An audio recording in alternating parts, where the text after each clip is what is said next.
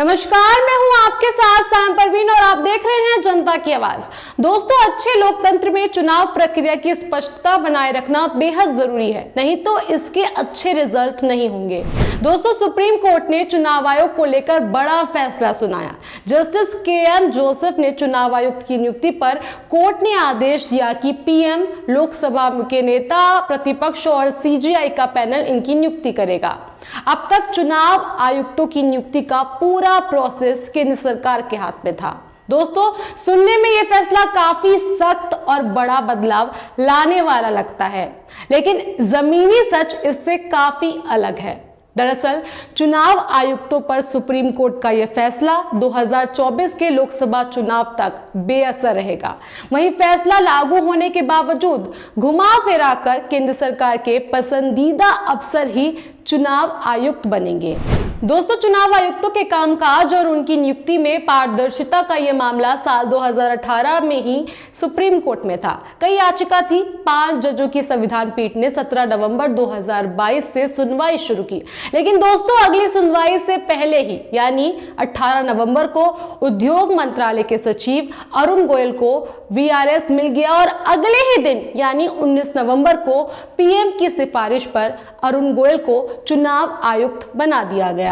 दोस्तों, इसके बाद कई सुनवाई हुई। 2 मार्च 2023 को जब संविधान पीठ का फैसला आया तो उसमें चुनाव आयुक्त अरुण गोयल की नियुक्ति को लेकर कोई आदेश नहीं था।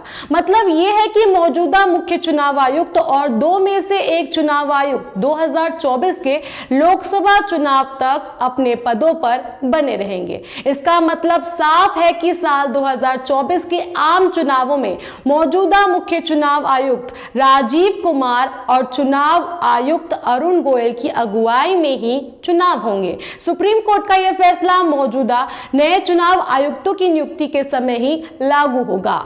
दोस्तों, किसे मुख्य चुनाव आयुक्त बनाना है और किसे आयुक्त बनना है, इसके लिए पहले नाम सुझाए जाते हैं। आगे भी ऐसा ही होगा।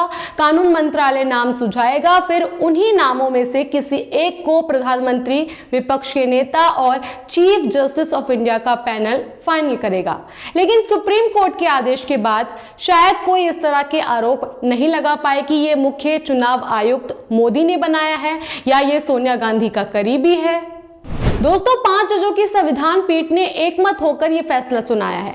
जब भी संविधान पीठ का फैसला एकमत रहा है, उसके खिलाफ केंद्र सरकार द्वारा चुनौती दिए जाने के मामले नजर नहीं आते हैं। हालांकि संसद अगर चाहे तो कोर्ट के इस फैसले को बदल सकती है। सुप्रीम कोर्ट ने अपने आदेश में साफ साफ कहा है, ये प्रोसेस तब तक लागू रहेगा जब तक संसद चुनाव आयुक्तों की नियुक्ति को लेकर कोई कानून नहीं बना लेती।